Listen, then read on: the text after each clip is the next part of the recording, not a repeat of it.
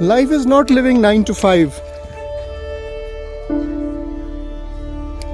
incarcerated in that cubicle where all we do is crunch numbers, make Excel sheets, and do zillion signatures. I mean, that's not life. Life is much more than that. Life is an amazing adventure every day of the world. Every day has to be an absolute adventure.